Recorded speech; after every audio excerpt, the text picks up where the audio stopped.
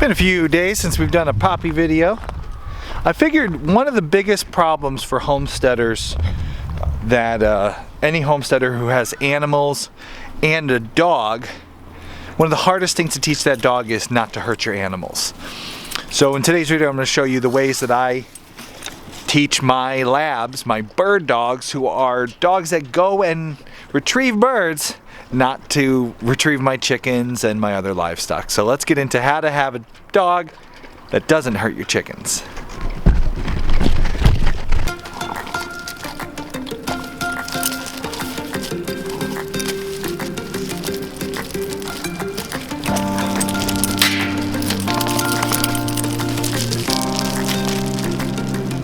That was interesting what I was filming right there, because it's what I'm going to talk about, the technique that I've used over time to teach. This is lab number 3, not to attack my chickens or my goats or my other animals. It's something that you see the dogs doing right now. These two are playing. The big German Shepherd is playing with Poppy right now.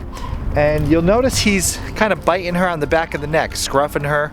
That is one of the techniques you'll see today that we'll talk about, but it's not the only one. So I'm gonna call the pup, we're gonna go into the chicken run, and let's talk first when you're trying to get a homestead dog not to kill your chickens. Let's talk about exposure. The first step to having a farm dog that doesn't chase your chickens or anything else, sit, is to start with the right animal. Some breeds are not going to work as well as others for a homestead or a farm dog. And then some dogs in particular, sit. Some breeds in particular are not going to work as well either. Some of you might think that a bird dog is a bad homestead dog because they're already wanting to go get birds. But I have not found that to be the case. I think labs are a great homestead dog. A smart lab, a lab from a really smart line, good genetics, can be a great animal to start with. Now this is where I am not a proponent of a homesteader with lots of livestock going the route of a rescue dog. Sit.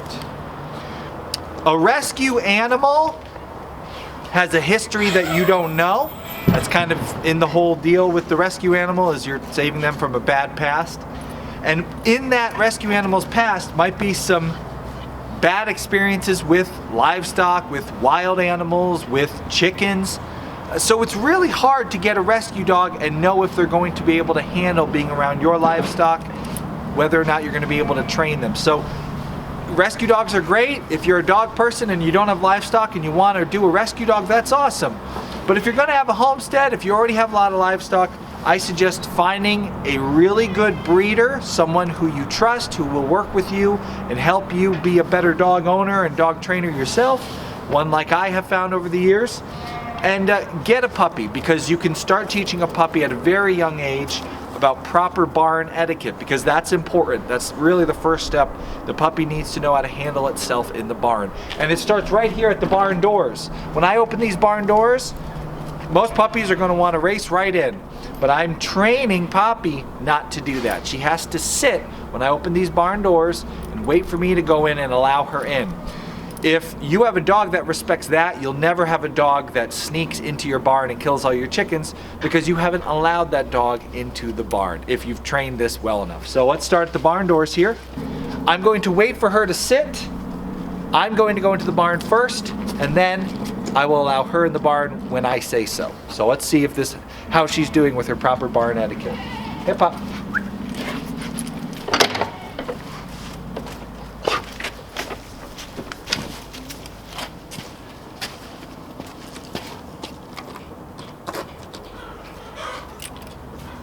Released. That's stage 1 to not having a chicken killer. Now we are in the barn. The barn is a very exciting place for a puppy. While you want to get your puppy into the barn and into the pens and seeing all the animals, you want them to be exposed at a very young age to all this, so that it's not new and exciting when they're an adult dog and you can't control them. You want to make sure that their exposure is controlled. You'll notice I have a really long, this is actually like a horse or a cattle. We use this for ladybug. This is a really long lead. Not even a leash, it's a lead. It's a thick rope, so if I need to control her when she's excitedly running for an animal she's not supposed to, I can hold on tight. It won't slip through my fingers. It's easy to grab. If I let her off leash and she's getting into somewhere she shouldn't be, I can step on it and it'll stop her. That big thick lead is a more powerful tool than a thin little leash that you might normally get for a dog. When I first bring her into here, I don't use this exact lead. When I very first bring a puppy in, I use what's called an English lead. It's a smaller, thinner, it's actually a dog training tool. And it scruffs the dog much like you saw the big German Shepherd doing with her earlier. Dogs will scruff each other. Mother dogs will scruff puppies to correct them. And it does a similar thing with the puppy. It kind of scruffs them at the back of the neck, telling them, no, I don't want you to do that. Poppy's beyond the English lead now, mostly because she knows what I expect of her in here already. So now I have her on a thicker lead, a longer lead. I'd like her to have a little bit more freedom now. That's why I'm using this and not an English lead. An English lead is very short. I'm letting her go a lot further away from me, but I still have control when I need to. I can control her if she gets into a bad situation when we go into the chicken coop. So now we're going to go into the chicken coop and I'm going to show you how I handle a puppy in a chicken coop. I don't want anything bad to happen. What do we do here? One of the best ways to have a dog that doesn't kill chickens is to have a dog never kill chickens. So when I get her into the chicken coop, I'm going to make sure I have control of her. I'm going to make sure that nothing bad happens, because that first chicken attack and that first chicken kill is going to make it much more difficult for her to not kill chickens in the future. These techniques will work on a puppy that has never killed chickens. They will not work the same for a large dog that already has a record or a history.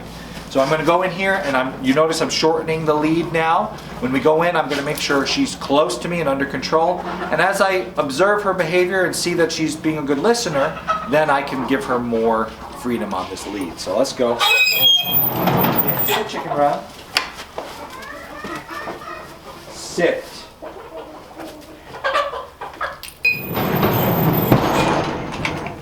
The first thing I do when I bring her into the run, up, sit, is to get her under control. Make her sit.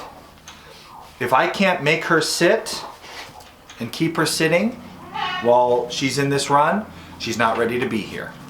And right now you'll notice how interested she is in these birds.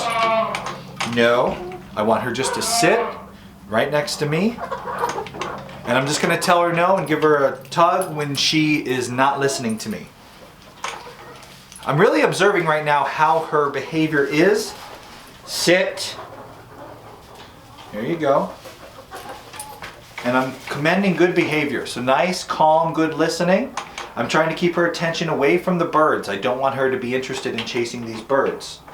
Later on, when I'm training her to be a bird dog, she'll have the approval on my end to chase birds. But these are my birds. And you can tell her that as she goes for them. You can tell her leave it. You can tell her mine. Those are a few different commands you can train your dog so that they know that these animals are yours and they're off limits. Any good, well-trained bird dog knows what leave it or mine means.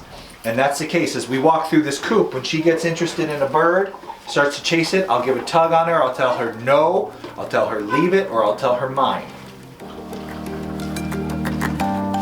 No, mine. No, mine.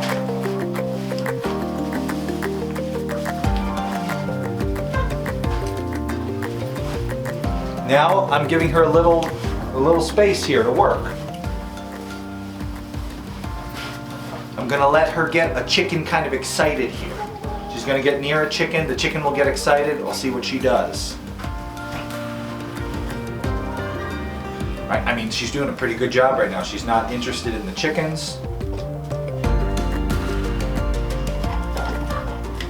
Now she's gonna corner a bird and that will get a chicken flustered. Let's see what happens. No, mine. I'm not jerking her real hard, I'm not hurting her, I'm just a little tug, letting her know this is no, this is off limits. And otherwise, we're keeping this a positive experience. I can call her to me, hip up. Good girl. Keep her confidence up. Let her know that I'm happy with her. She's doing good. But let her know when she's crossing the line and getting too interested in one of my birds.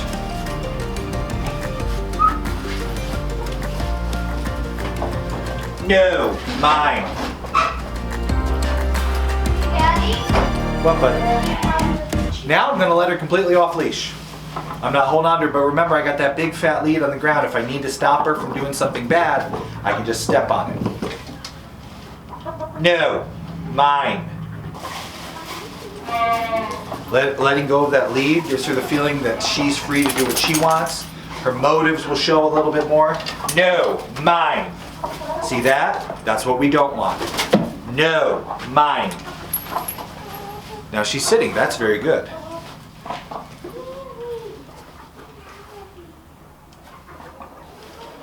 That wing flapping and that flustering of the bird, this is a bird dog. They love that. But the fact that she's sitting right now, not going after that bird, shows me she's doing good with her training. And the way you teach your lab or any other farm dog not to chase your birds or animals is just doing this all the time while you're doing your morning chores. This frequent exposure under a controlled setting, good barn manners, making sure they don't enter the barn without your approval.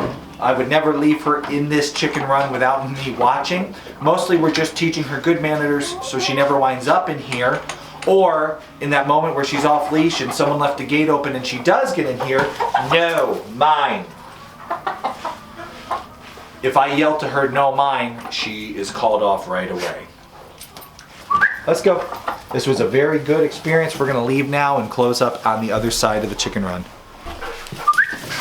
That was very good. Good job, Pop. I do not believe most breeds of dogs are capable of unsupervised time with your livestock. Sure, if you have a well-trained LGD, maybe a very smart, particular herding dog, I would not leave my bird dogs unobserved with my livestock.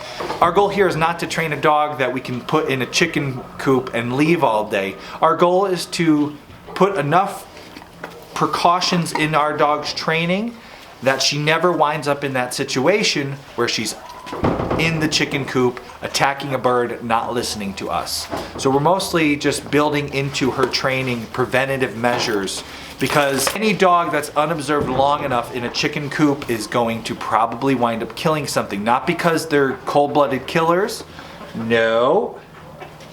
Not because they're bad dogs, but because you see the way dogs play with each other. It's all mouth and jumping and biting. And if a dog jumps and bites and tussles with a dog twice its size like Poppy's doing, nothing bad happens. If a dog jumps and tussles and bites a chicken, it dies. And the more the chicken flaps and flails, the more excited your dog gets. So if your dog does kill a chicken, your dog's not an evil dog. It's basically you allowed that dog to get into a situation it shouldn't have been. It's not your dog's fault. But with these steps, teaching good barn manners, teaching good listening, frequent exposure to the birds and to that situation under a good controlled environment, you can avoid having this happen where one day someone leaves a gate open and suddenly your dog's in there and you can't even get the dog to stop because it won't listen to you. So that's my goal with my bird dogs. Now that said, Bones is perfectly capable. We have pictures of him. The ducks have walked into his pen, his outdoor run, and swam in his water bucket and drank from it, and Bones didn't lay a finger on him. He's an amazing dog with the livestock. Will Poppy be capable of that same interaction? Honestly, I don't think so, because Poppy is a more high drive dog. She's got a more powerful hunting drive. But perhaps, maybe we'll see from Poppy. Hey, Pop. Perhaps she will surprise me and be capable of the same interaction as Bones is. That's another good point to make. Make sure you know what your dog is capable of and don't expect more from them. Don't allow them to be in situations that they can't handle. Every dog is different, and you're just going to have to, through frequent interaction and observation, you'll know what your dog can and can't handle, what temptation is too hard for them to pass up. Bones is awesome. Poppy may never be at that same level. One final thought, if you're watching this video because you have a dog that has already started killing chickens, this can't hurt. Increasing exposure while under control, teaching good barn etiquette, None of that will be a bad thing for your dog. However, I do not expect that to correct the damage that has been done. It is going to be harder to stop that dog from killing chickens. These techniques in today's video are for training a puppy not to kill livestock. And so far, 2 labs, my 3rd lab in, we have never had one of my bird dogs kill livestock. Let's keep that good thing going.